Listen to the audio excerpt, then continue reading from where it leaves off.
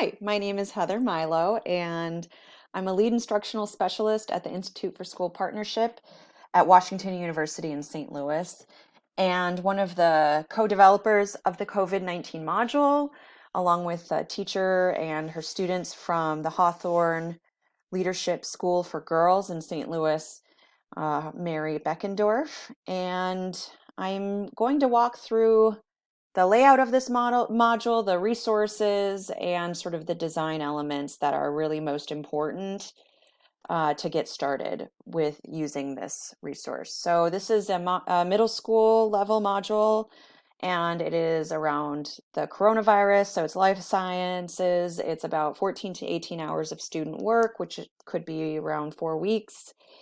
But that can be modified to be, the module can be modified to fit shorter lengths of time or longer lengths of time. It can be modified to a fourth or fifth grade level, up to a high school level. These are all things that are currently happening with this module.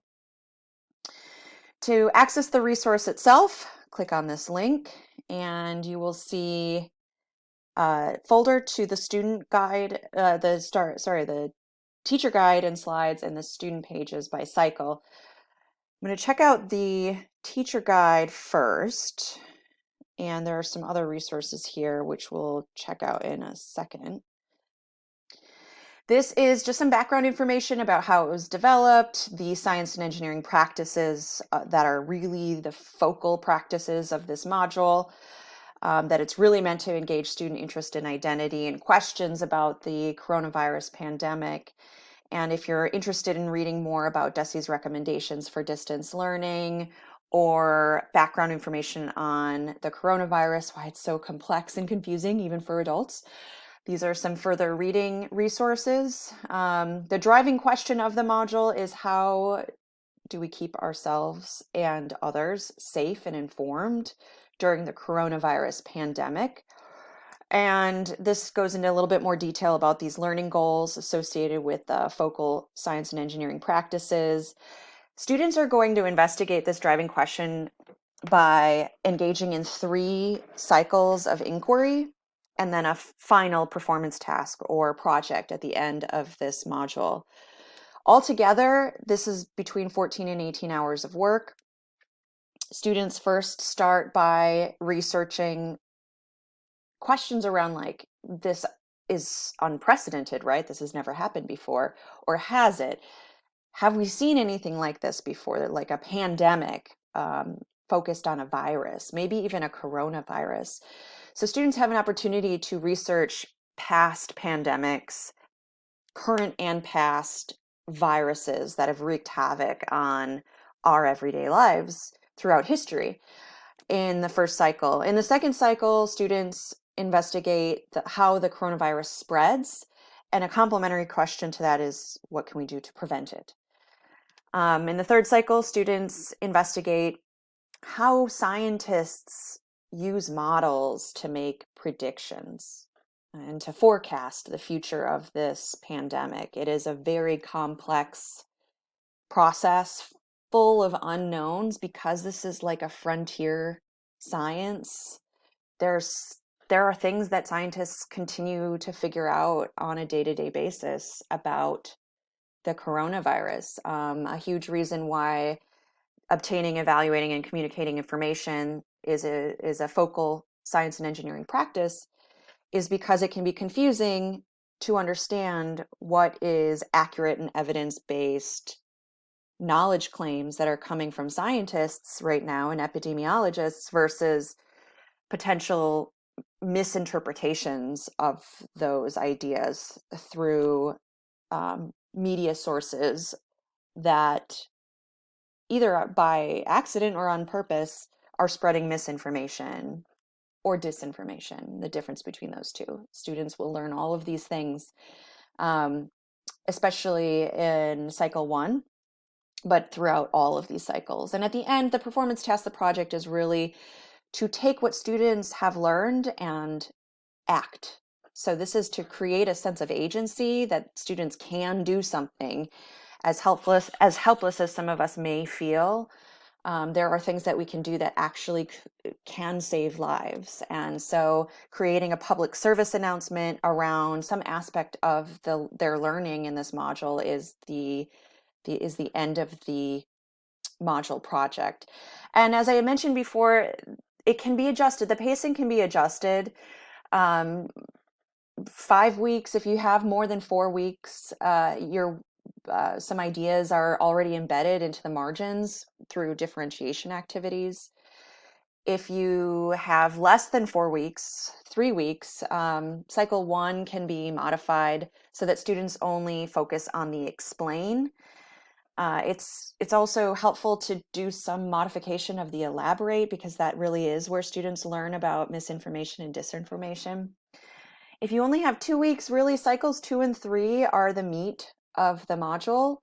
So if they each last a week, that is an option. If you have less than 2 weeks, however, I would really consider using this module as an opportunity for students to continue their learning during the summer.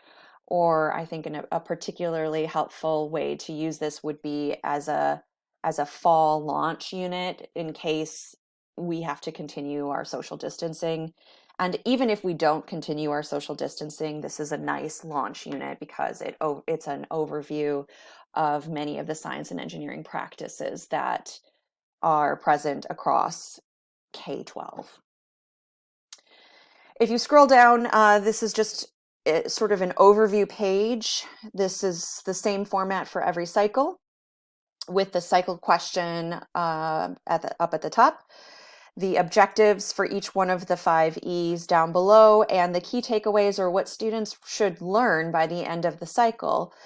There are candidate vocabulary words if you choose to incorporate vocabulary or word walls, and the pacing is here. Here are some of those differentiation activities in the margins, science and engineering practices that this cycle builds towards, along with cross-cutting concepts, the links to various things already embedded into the teacher guide, and a breakdown of each one of these E's, approximately how long they would last in terms of student work. And the check marks are really helpful places to gather formative assessment feedback and sort of summative assessment feedback. So if you are required to take grades, these are good opportunities for collecting information or potentially even grades. So I'm going to take a step back. That was the teacher guide. Again, it is live. It will be updated. So I would recommend adding it to your drive and not making a copy. I would also recommend not cutting the driving question board aspect from any of the pacing, because this is where students are asking their authentic questions. And here is just a smattering of actual student questions if you're interested. Also, if you're interested in samples of what a PSA could look like using, this is TikTok, family doing a song about washing their hands for 20 seconds, an image about social distancing. It could even be a cartoon, whatever. This is an opportunity for students to be creative about their learning and their expression of what they've learned. So the student pages by cycle are separated by cycle, but they're also all together if you want students to have an entire journal packet. Otherwise, you can go into each one of these cycles, and each one of the E's or each assignment is broken down into their particular page. And when appropriate, there are some screencasts of activities that lend themselves to screencasts. So this is a screencast based on the explain down here, which is an interactive graph with various different simulations. And so it can be helpful for students to participate, maybe who need a little bit more structure, to use this screencast where I am talking through and clicking through the website and asking students to pause to write in their journal pages. And so that is essentially the COVID-19 module. I hope that this is useful in some capacity for you. Please feel free to share this with your colleagues, anybody who might benefit from a unit that's based on the COVID-19 phenomenon. Please reach out to us at the Institute for School Partnership, ISP, if you have any questions. And I hope you all have a great rest of this school year and a nice summer. Thanks.